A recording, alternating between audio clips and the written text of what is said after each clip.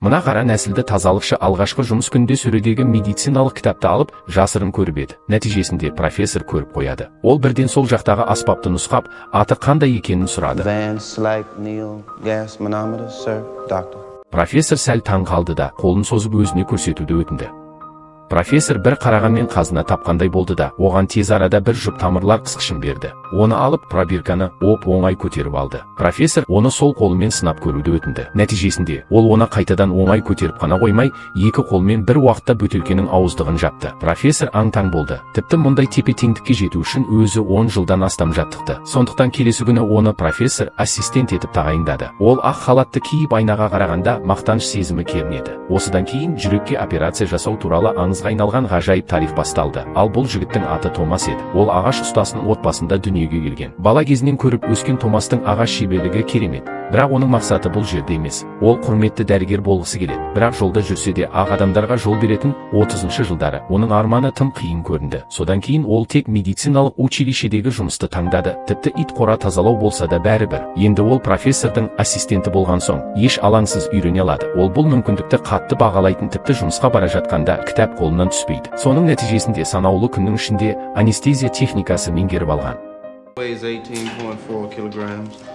And it should take 552 milligrams of sodium barbital to anesthetize him for 3 hours if the absorption rate is uniform. Профессор Томастың талантына тағы да таң қалды. Бір жыл өтті. Томас та өміріндегі алғашқы отасын жасады. Бұл ит қабырғасын сындырып, травматикалық соққыға ұшырады. Сол кездегі медициналық технологияның арқасында итке негізінен өлімді күту ғана қалған. Бірақ профессор травматикалық шокқа арналған отаның жаңа түрін зерттеп жатқандықтан, ол қаламмен сызық сызып, Томастан сызық бойымен операция жасауды бұйырды. Профессордың жетекшілігімен Томас иттің өкпе артериясын тез тауып, операцияны бастады. Қан қысымы төмендеп бара жатқанын көріп, профессор байыпты түрде айтты: егер адамның қабырғасы сынып, шок болса, дәстүрлі емдеу әдісі қан кетуді тоқтату. Бірақ мен қанды тоқтату, қан құюдай жақсы емес екенін сеземін. Тек қан қысымын тұрақтандыру адам өмірін сақтап қалуы мүмкін. Осыны айтқан соң ол Томастан итке қан құюын өтінді. Бірақ қан қысымы төмендей берді. Профессор қателескендей болды. Екеуі үмітін үзген кезде ғана қан қысымы керемет түрде көтеріле бастады. Бұл өмірдің қайта жандануы десе де болады. Томас алғаш рет жаратылыстың өмірін сақтап қалудың сұлулығын бастан кешірді. Және бұл жетістік адам жүрегіне операция жасаудың іргетасына айналады. Профессор тез арада магнитофонды тексеруді өтінді. Бірақ Томас оның не екенін түсінбеді. Бұл күні бойы жүргізілген зерттеу нәтижелерінің босқа кеткенін білдіреді.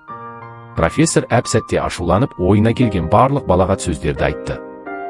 Ол бірден ақ халатты шешіп кетуге шақ қалғанда, ашулы профессор оған бұл жерден жоғал деді.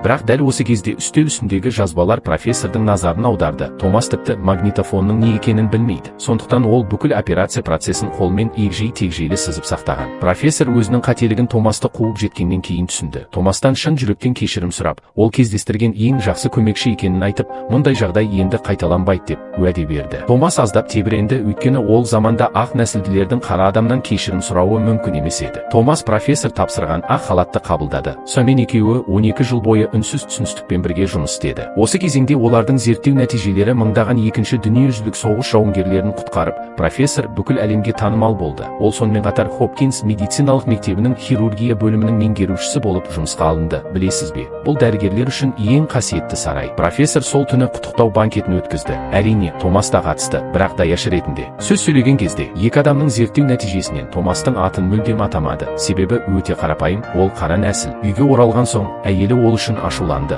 Отбасы оның арманы үшін 10 жылдан астам уақыт бойы туған жерін тастап, үй жалдауға ғана жететін болмашы жалақымен жүрді. Олар ақыры жетістіктерге жетті. Бірақ Томастың аты да аталмады. Томас іштей наразы болса да, ол профессор мен Хопкинсте жұмыс істеудің пайдасын түсінеді. Алайда қоғам оған көп ұзамай сабақ берді. Олар Хопкинске кірген бойда қабырғалардағы медициналық пионердің портретін көргеннен кейін профессор өршіл түрде: бір күні менің портретімде осында ілінеді деді. Білмегені, оның сөзі Томастың жүрегінің түбінде орын алды. Екеуі зертханаға қарай келе жатқанда, оларды кенет күзетшілер тоқтатты. Excuse me. All workers punch in at the rear entrance. I'm sorry, Dr. Blaylock, but that's the rules. I'll meet you in the labs, Vivian. Томас үнсіз ғана теңдікті білдіретін мәсіхтің тас мүсіннің жанынан шығып кетті. Ол аурухана дәлізінде ақ халатты киіп шыққанда бәрі оған бір түрлі көздермен қарап қалды. Мұнда қара нәсілді адамның көрінуі күлкілі сияқты болды. Ал ақ нәсілді басшы оны тіпті барып кел шауып кел деп санап, оған кофе сатып алу үшін барып келуін бұйырады. Бір жақсысы, ақ нәсілділердің бәрі соншалықты тәкаппар емес. Мысалы, менің алдымда тұрған дәрігер әйел Хелен Таусик, жүрек ауруы саласындағы тағы бір аңыз. Бұл күні олар кардиология бөліміне айналымға келді. Томас мұндағы балалардың барлығы көкшіл және аяқтарын айқастырып төсекте отырғанын көреді. Хелен осылай ғана төменгі аяқ-қолдарға қан ағымын азайтып, бір қалыпты тыныс алатынын түсіндірді. Бұл балалардың барлығы емделмейтін көкбала синдромынан зардап шегеді. Бұл жүректің туа біткен ақауы, жүректен өкпеге баратын қолқасы туа бітеліп қалады. Өкпеге көбірек қан жеткізудің жалғыз жолы жүрекке операция жасау. Бірақ медицина технологиясы дамымаған ол кезде адам жүрегіне операция жасауға ешбір дәрігердің батылы бармады. Бұл аурудан болатын өлім көрсеткіші 100%-ды құрайды. Хелен профессорды бұл мәселені бірге шешуге шақырды. Онсыз да амбициясы бар профессор бірден келісті. Олардың үшеуі де жүрек хирургиясының тарихын ашуға жігері бар. Сәбидің жүрегі өте нәзік болғандықтан, профессор иттерге алдымен белгілерді қалпына келтіруді. Содан кейін оның шешімін табуды ұсынды. Бірақ иттердің жүрегі өте кішкентай, ал қан тамыр қалыңдығы 2-3 мм ғана. Ол кездегі медициналық құрал жабдықтар талапқа сай емес еді. Олардың эксперименттері әр жолы сәтсіз аяқталды. Профессор Томасқа қалай құралдарды жақсарту керектігі туралы ойлануын сұрады. Уақыт өте келе Томастың өмірі қиындай түсті, және ол жұмыстан шыққаннан кейін басқа жұмыс істеуге мәжбүр болды. Кешкі ас үстінде әйелі жұмысқа шыққысы келетінін айтты, бірақ үйде бала кім қарайды? Бұл сол кезгі адамдардың көпшілігінің шынайы бейнесі. Нан мен арман ешқашан қиылыспайтын екі параллель сызық сияқты. Томастың көздері әйелінен кешірім сұрауға толы. Ол бұл медициналық жолда қанша шыдайтынын білмейді. 2 айдан кейін эксперименталды иттер дерлік таусылды. Олардың зерттеулері әлі де алға жылжымады. Өйткені иттер жүрек қан тамырлары қысылған сайын өледі. Осы кезде профессор керемет әдіс ойлап тапты. Томас оның алдында тұрған жүрек үлгісіне мұқият қарады. Мүмкін, бұл әдіс шынымен де жұмыс істейтін шығар. Бірақ келесіде профессор тағы да сәтсіздікке ұшырады. Медициналық жабдықтың дұрыс еместігінен. Ол ашуланып бара жатқанда Томастың жаңадан жасаған дембелгіш аппаратын көрді. Ал Томастың тосынсыйлары мұнымен шектелмеді. Бұл күні бір медицина докторы зертханадан өтіп, үстел үстіндегі мына оғаш құралдарға бірден назар аударды. Бірақ оны одан бетер таң қалдырғаны Томас итке операция жасағанда көзін жұмып алғаны. Мыңдаған эксперименттердің нәтижесінде ол жүрек қан тамырларының таралуын жаттап алған. Доктор қатты әсерленіп, мен сенімен бір күні жұмыс істеймін деп үміттенемін деді. Томас жай ғана жымиды. Қайда жүрсең де қабілет құрметке ие болудың ең жақсы жолы сияқты. Бірақ бұл ереженің кейбір өзімшілдерге қатысы жоқ. Бір күні аспаз медицина қызметкері Томасқа түскі ас үстінде тамақты көбірек берген үшін семіз қара адам өзін бақытсыз сезініп, ақ халат кигеніңнен мендік деңгейде емессің ба? Алатын жалақы да менікінен аз деп күлді. Үнемі зерттеуге ден қойған Томас қызметкерлердің дәрежеге бөлінетінін естіген емес. Ол барлығы бір дәрежеде ұқсас жалақы алады деп ойлаған, сондықтан ол тез арада арнайы бөліміне барып сұрады. Сол кезде ғана ол өзінің ең төменгі деңгейдегі 3-ші сыныпты техникалық қызмет көрсетуші ғана емес, сонымен бірге күніне 15 сағаттан астам жұмыс істеп, бар болғаны $68 алатынын түсінді. Тіпті пәтер ақысын да төлей алмайды. Одан да қорқыныштысы, оның бұл жұмысты 13 жыл бойы атқарып келе жатқаны. Шынында да кез келген адам тек өз мұраты үшін өмір сүре ала ма? Осы күні профессордың әзілі Томастың 10 жылдан астам шыдамын жарып жіберді. Дереу ақ халатты шешіп кетіп қалды. Томас өз жұмысын жақсы көрсе де, әйелі мен қызының амандығы оның армандарынан әлдеқайда маңызды. Шын мәнінде профессорлар дәреже туралы білмейді.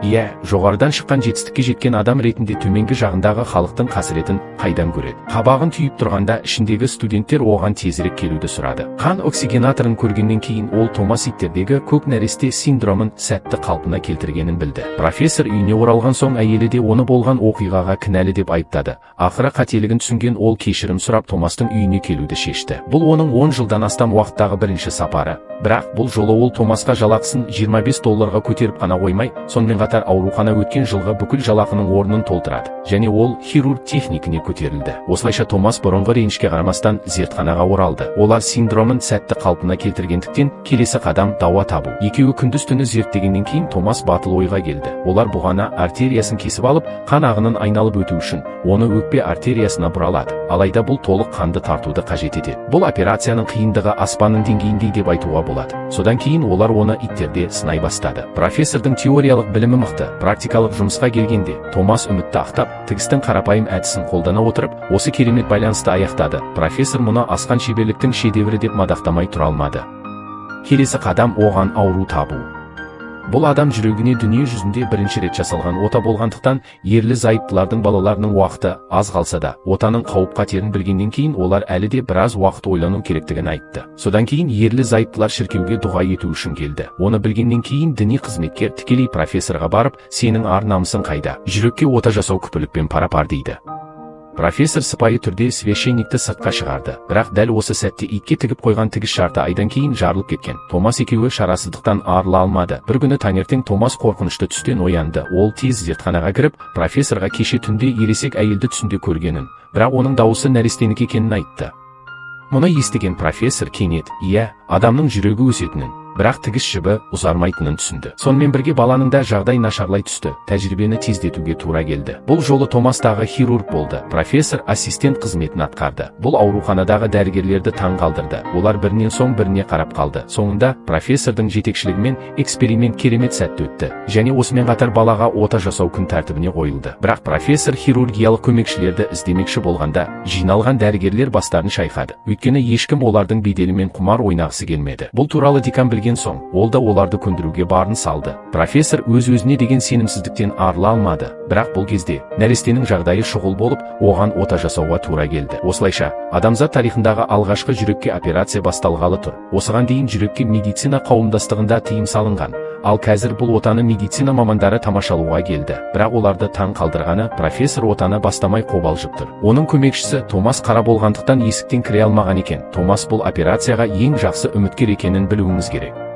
Сонымен профессор ешкімнің күмәніне қарамастан операция бөлмесінен шығып кетті. Келесі сәтте бір адам ішке кірген кезде залдағы сарапшылар таң қалып, қара адамның бұл жерде тұруға қандай біліктілігі бар екенін түсінбеді. Келесі көрініс олардың тіпті ойына келмеген еді. Операция басталған кезде профессордың әрбір қадамы Томастың басшылығымен жасалды. Тіпті қолданылатын құрал-жабдықтар мен әдістер де оның пікіріне бағынышты. Залдағы мамандар бұл туралы айтып жатты. Осы кезде медбике операциялық шамға тиіп құлатып алды. Профессор абайсызда қателесіп кетеді. Барлығы қатты қобалжыды. Ең нәзік жүрекке пышақ тигенде бір абайсыз қимыл өлімге әкелуі мүмкін еді. Профессор тәжірибелігімен қанды тоқтатып алды. Келесі қадам ең маңызды қадам еді. Осы кезде қан қысымы 68-ге дейін төмендеген. Бұл баланың жарты аяғы өлімде тұр дегенді білдіреді. Профессор шунтты қосу үшін Томастың операция алдында арнайы жасалған қан тамырын тез алып шықты. Ал Томас әрбір қимылды мұқият бақылап отырды. Ақырында барлығының күш-жігерімен профессор қан тамырларын тігуді аяқтады және нәрестенің беті жай көзге көрінетін жылдамдықпен қызара түсті. Осы кезде адамның жүрегіне пышақ қозғауға қарсы медициналық тыйым толығымен жойылды. Профессор да медицинаның шыңына көтерілді. Әрине, біраз қауесеттер болды, ыңғайсыз сезінсе де. Профессор Томасты жақсы жұмыс істегені үшін мақтады. Осыдан кейін мұнда емделушілер мен ата-аналар көбейіп, әр оқиға әлемнің түкпір-түкпірінен танымал болды. Одан кейін журналистермен сұхбат болды. Профессор операцияға қатысқан дәрігерлерден бірге топтық суретке түсуді өтінді. Ал Томас бір шетте жалғыз қалды. Жаңалық журналдар ол туралы мүлде айтпады. Бірақ оның жүрегіне қаяу салған келесі оқиға. Мерекелік дастарханда профессор операцияға қатысқан барлық әріптестерін бір-бірден таныстырды. Бірақ Томас тек даяшы болып көріне алды. Ол өз атын мүлдем естімеді. Барлық табыстың онымен ешқандай қатысы жоқ сияқты. Осы сәтте атақ-даңқ деген елес толығымен жойылды. Ақырында Томас арманын орындаудан бас тартуды ұйғарды және сол түні профессорға отставкаға кетуге барды. Соңында Томас кетіп, фармацевтикалық сату саласында жұмыс бастауды таңдады. Бұрынғы жинақтаған байланыстары арқылы оның қазіргі табысы бұрынғысынан бірнеше есе көп. Бірнеше жылдың ішінде көлік сатып алды. Оның таңдауы дұрыс екенін бүкіл отбасы сезді. Бірақ бірге болған әйелі ол көп жылдар бойы оның жүрегі не қалайтынын бір қарағанда айта алатын. Оның жүрегі мұнда емес, өйткені жүгіріп ақша табу, медициналық университетте қалып зерттеумен салыстырғанда оған қызық емес. Сөйтіп, әйелінің жігерімен Томас профессормен татуласуға бастама көтерді. Бірнеше жыл кездеспеген екеуі әбден пісіп жетілген. Бұл жолы ол енді ешқандай атақ-даңққа мән бермейді. Тек оның жүрегіндегі арман үшін жұмыс жасайды. Осылайша Томас 20 жыл бойы осында қалды. Ол Хопкинс үшін сансыз көрнекті хирургтарды дайындап қана қоймай, бірінен соң бірі аурулардың өмірін сақтап қалды. Осы күні мүгедектер арбасында отырған профессор Томасты кенеттен тауып алып, Колумбия университетінің оны доктор етіп жұмысқа алғанын айтты. Ол досымен бірге барғысы келеді. Бірақ Томас бұл туралы ойланып алып, бас тартты. Профессор оны мәжбүрлей алмады. Сосын екеуі өткен күндерді бірге еске түсірді. Профессордың портреті көптен бері залда ілініп, медицина саласының ардақты тұлғасына айналған. Кенет ол арбасын тоқтатып, бір түрлі сөйледі. Ақырында профессор мұны әлі де дауыстап айта алмады, бірақ Томас оның жүрегіндегісін түсінеді. Профессор кенет арбасынан тұрды да, дірілдеп жалғыз өзі ғылыми зерттеу институтынан шығып кетті. Келесі күні Томас профессордың ұйықтап жатқанда қайтыс болғаны туралы хабарды естіп, ұзақ уақыт бойы жібере алмады. Олар ондаған жылдар бойы дивизия болды, бірақ қазір ол жалғыз қалды. Келесі жылдары Томас колледжге медициналық талантты ұрпақтарын дайындауды жалғастырды. Ақырында 1976 жылы Хопкинс медициналық мектебі оған құрметті доктор дәрежесін берді және оның үлкен портретін салды. Томас бұл құрметке ие болған тарихтағы алғашқы қара нәсілді адам еді. Оның портреті профессордың жанында ілулі тұр. Фильм ағаш ұстасынан әлем құрмет тұтатын медицина докторына айналған Вивиан Томастың шынайы оқиғасына негізделген. Арман жолы қиын, бірақ қарапайым болып туылу сенің құлауыңа ешқашан сылтау емес екенін ұмытпа. Жүрегіңде арманың болса, солар үшін аянбай еңбек етсең, күннен күні өз жетістігіңе жетесің.